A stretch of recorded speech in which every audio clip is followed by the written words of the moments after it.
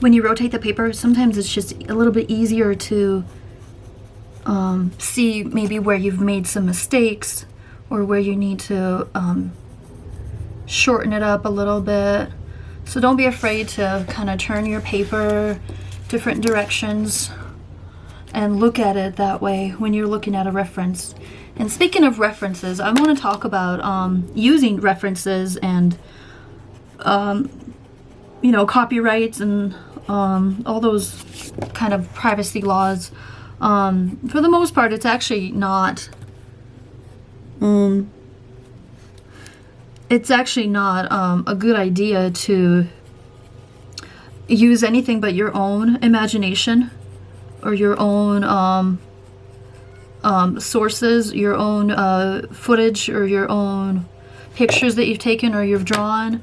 But because this is like a reference, this is like an educational purpose, like a how to draw kind of thing, because I mean, I don't have a fox in the backyard that I can just look at.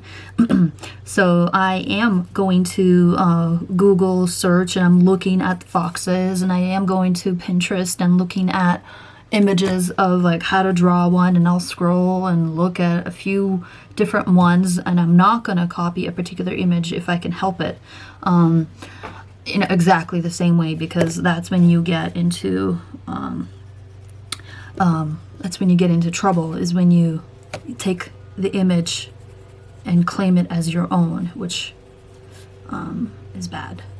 There's a lot of protection against that. There's a lot of not protection also. I am not a lawyer. I don't know everything about it. I just know I try to avoid it. I don't want to copy someone's work. I want it to be as original as I possibly can. But like I said, because we are doing a study on how to draw a fox,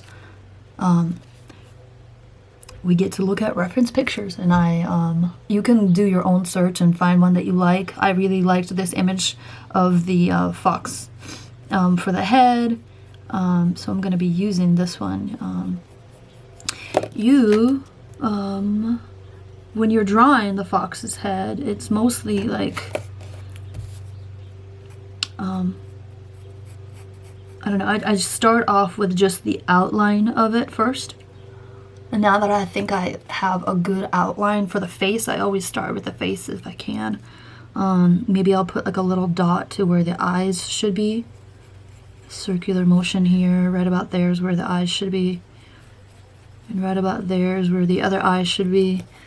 You can use a ruler or you can use your pencil and just kind of look and measure out to see if that's about even, evenly apart, evenly like widthwise and lengthwise, if they're about spaced out about correctly. And to me, it looks like they're about right. And I'll finish adding more details in a second. I'm just going to go ahead and continue on with the rest of the body portion of it. So I know that the fox does have a little bit of a neck to it, but because maybe he's hunched down or something like that, you're not going to be able to see all of it. So I'm just going to draw just the basic body part of, this is like the back part. And then from here, you're also going to be able to see the front portion of his legs right here. And these are like his legs, the front legs, and then this is going to be like his back leg coming out like that. And when you're drawing, it's always a great idea to draw lightly first. That just comes with practice. The more you practice, the easier it's going to be to make lighter lines.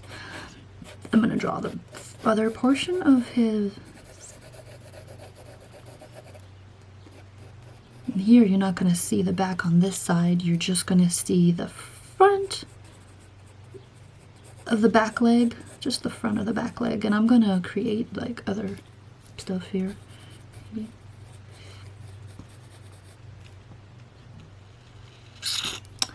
I'm not sure I like how that looks. And my motto, if you draw something and you don't like how it looks, well, then you just get to say, I don't like it. I'm going to change it. And then you change it to something new, something different.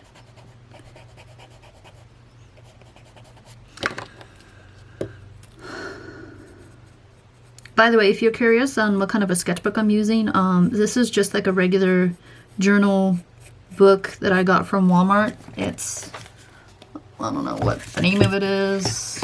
I just really like it because it's got the tan, like the creamy color looking paper. So when you're coloring with white or when you're using other kinds of colors, most colors come out. They you can see them really easy, and I like that. Okay, well that part's gonna get covered by foliage. So anywho, so there's kind of the basics of my fox. Okay. Again, I'm always going to come in and I'm always going to be perfecting it and tweaking it and changing it up, because that's me. That's what you do. Once you get the basics of what you think you want, then you can go back in and you can change things up to how you like it. And I'm gonna put it like that. It's covered like that. Anyway, back to the whole copyright thing. Like, you can look at references and get ideas to help you draw something that you don't know how to draw. And you can always like take one picture and maybe say you like the face of something, or maybe you like almost the whole picture, but you decide that you know, you don't want to go against copyright laws, so you're gonna have to change some things about that picture so that you make it your own. And that's, as an artist, you always want to try to make a picture your own. I think I always tell you guys, don't copy it like exactly. Change some things up so that way you can make it your own. So you can like say, look at one picture and say you want to draw the head portion of it because you like the way that head looks, but maybe you want to change a little bit on like how the smile looks, or you want to change a little bit how the eyes look, so that way you're not 100% copying it and you're just using it as an example, just as a helping tool to help you draw something of your own. That's kind of what references are. They're just helping tools to help you get your idea out, to help you draw something you don't know how to draw. That looks about right. And then you add in some, this is when you, once you think you've got your basics, then you can go ahead and go on in and add details. Go in and add, and it doesn't matter what order and details you want to add in. You can do the eyes first, or you can do the eyes last. It doesn't really matter what goes first. You get to, you know, decide those things for yourself.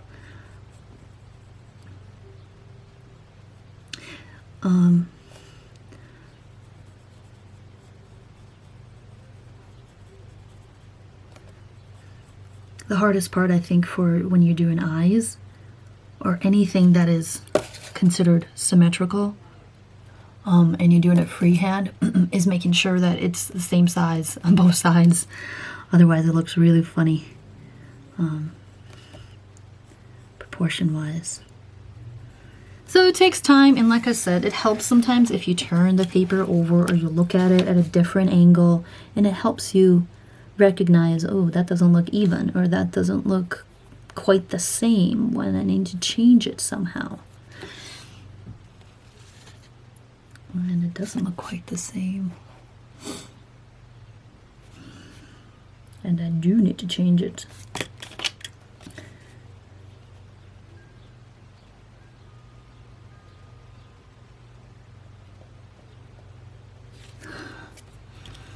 That's about right.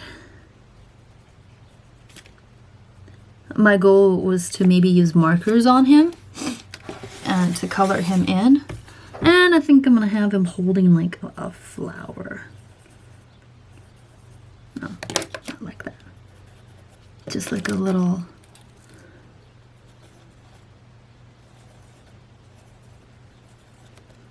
like a little flower. Those are little roots maybe that are coming out. And I know he doesn't look quite like a fox yet because It looks like a wolf right now, and that's because wolves and foxes are really in the same family. Give him a little chin because he's holding something. Okay, so there's that. So honestly, from here on, then you just get to add different details. Maybe you want to add some foliage, you know, because he's in the woods.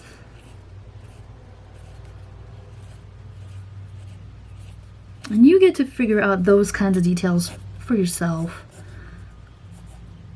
Don't make your character look boring, or like I tell my little kids, don't make your character or your thing floating up in space. So give them somewhere to be. So like I said, once you've gotten what you think you want, then you can go ahead and add your details. So I'm gonna go back in, and I'm gonna go ahead and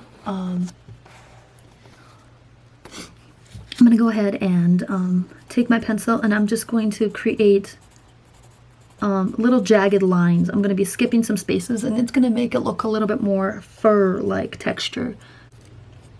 This is kind of the fun part where you get to create your own look and what you think you like. Hey, Sasha. You gonna come up here? Come say hi to everybody? Hello, lady. My cat decided to join me today as I draw. Well, come up here. Sometimes she'll jump on the table and say, hey, y'all.